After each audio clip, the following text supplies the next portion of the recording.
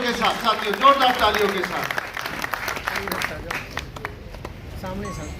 उसके बाद जी हम सब के नेता परम आदरणीय चौधरी भूपेंद्र सिंह हुड्डा जी का यहाँ पर आने पर उनका स्वागत एवं अभिनंदन करें साथियों, एक बार जोरदार तालियों के साथ साथियों। उसके बाद उनका स्वागत करें। धन्यवाद साथियों।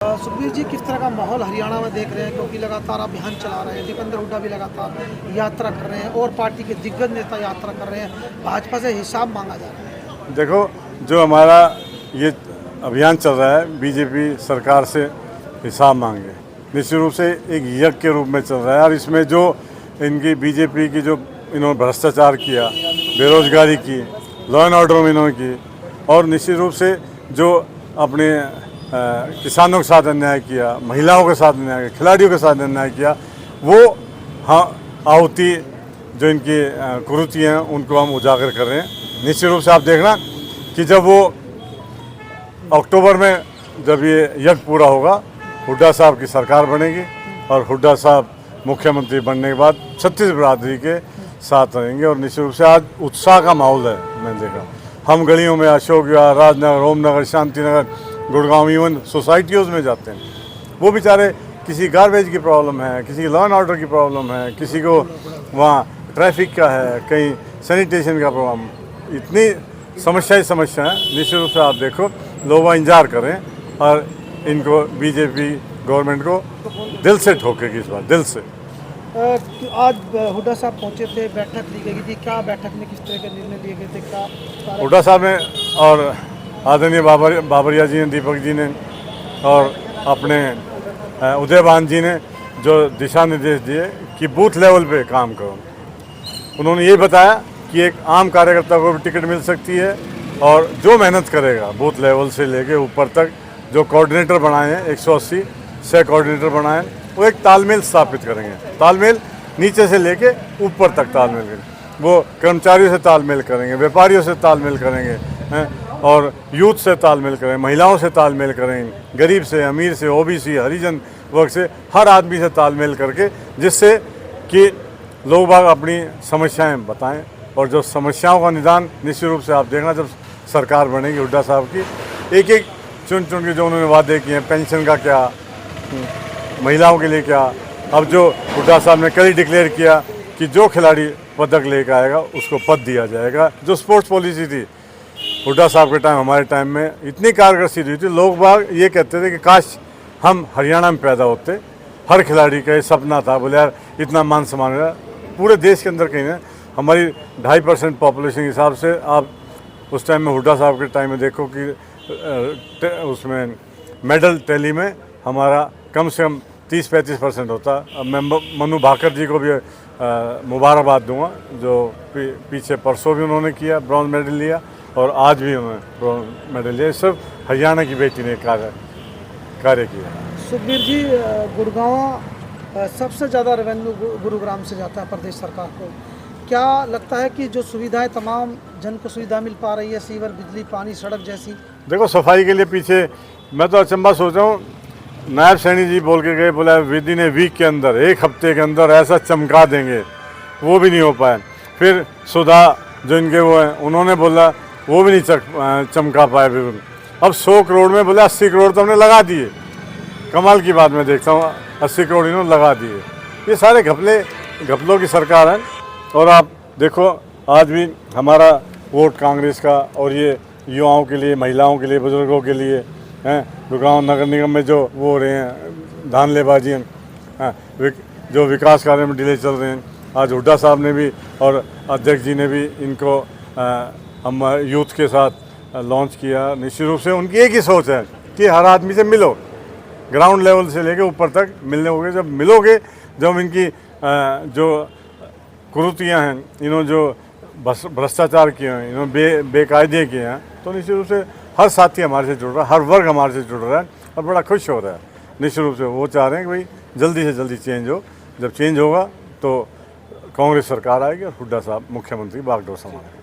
जैसा हमारे इंचार्ज साहब ने कहा कि जो हमारा कार्यक्रम चल रहा है उसको और गति से अब आगे ले जाए, क्योंकि समय कम है आगे, और जो बात जो है हर घर तक, हर व्यक्ति तक इस सरकार की विफलताएं और कांग्रेस की उपलब्धियां और कांग्रेस आगे क्या करने जा रही है वो हर घर तक पहुंचे। थोड़ा सा ओलंपिक्स चल रहे हैं, आपने कहा है एक बार फिर से कांग्रेस की सरकार अगर आती है तो पदक लाओ और पद पाओ की नीति को दोबारा शुरू। हाँ, ये हमारी सब 2005 में जो नीति बनी थी खेल और खिलाड़ियों के लिए, जैसे मैंने कहा खेल खिलाड़ियों में हरियाणा नंबर 1 था। यहाँ 2010 में जब कॉमनवेल्थ हुए, देश को 38 गोल्ड मेडल मिले थे। 38 में 22 हरियाणा के। ओलंपिक हुई, 6 मेडल मिले हरियाणा को, तो अपने 4 हरियाणा के 6 में से।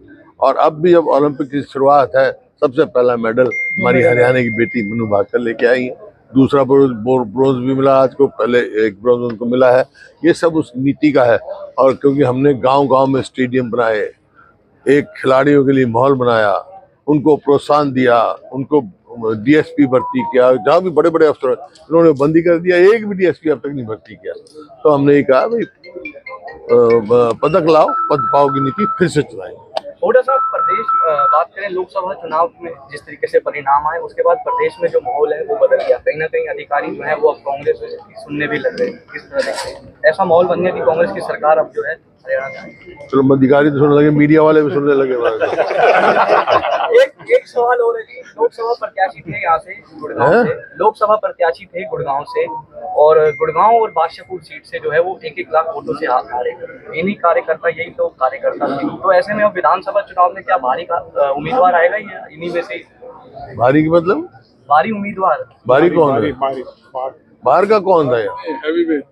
भारी या हैवी? आउटसाइडर या आउटसाइडर? राज बब्बर को आप आउटसाइड नहीं कहते, आपको मालूम नहीं है। उनके परिवार आके पाकिस्तान से आगे अम्बाला में बसा था, हरियाणवी है वो। आपको जब पूरा इतिहास नहीं पता किसी के परिवार के में, वो अम्बाला में आ गए हुए विस्थापित परिवार आए वहाँ पाकिस्तान। कैबिनेट मंत्री रह चुके हैं, वो अब अपनी जनसभाओं में कह रहे हैं कि पिछले 10 साल में भ्रष्टाचार चरम पे, अधिकारी मनमानी करते हैं। इस पर कौन है पूर्व मंत्री? पूर्व मंत्री है रावल सिंह। उनका कहना है कि भ्रष्टाचार लगातार बढ़ रहा है, खुद वो बीजेपी से। तो सच बोलने में किसी क्या हर्ज है? कभी कभी आदमी सच बोलने लग जाते हैं। सर, आप हरियाणा की बात करें तो लगातार कांग्रेस के जो विधायक है उन पर ईडी की जांच चल रही है, कार्रवाई चल रही है। सुरेंद्र पवार की बात करें, सुखा साहब की बात करें, रावदान सिंह की बात करें, तो किस तरह से देखते हैं कि क्या कांग्रेस? देखिए, कोई भी कार्य राजनीतिक प्रतिशोध से नहीं होना चाहिए। बाकी हमारे को जुडिशरी में पूर्ण विश्वास है।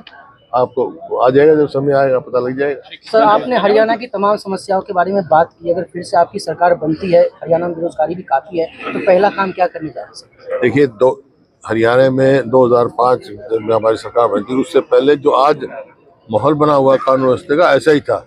सबसे पहले काम हमने किया था, बदमाशों को हमने कहा था बदमाशों ही छोड़ दो या हरियाणा छोड़ दो। पहला तो ये काम करेंगे, इन बदमाशों की हरियाणा छुड़वाएंगे। रोज फिरौतियाँ मिल रही हैं, रोज कत्ल हो रहे हैं।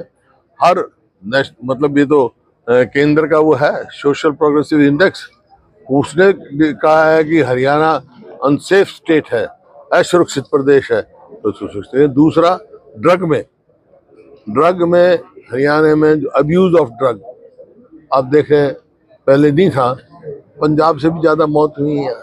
तो भाई 2 चीज तो पहले खत्म करेंगे, एक तो बदमाशी, एक नशा। जो नशे से हमारी युवा पीढ़ी बर्बाद हो रही है, और रोजगार के साधन पर। जब प्रदेश का माहौल जो है शांति प्रिय होगा तो इन्वेस्टमेंट भी आएगी, रोजगार के वो भी मिलेंगे। हम भी 2 लाख जो है पक्की नौकरियां लगाएंगे।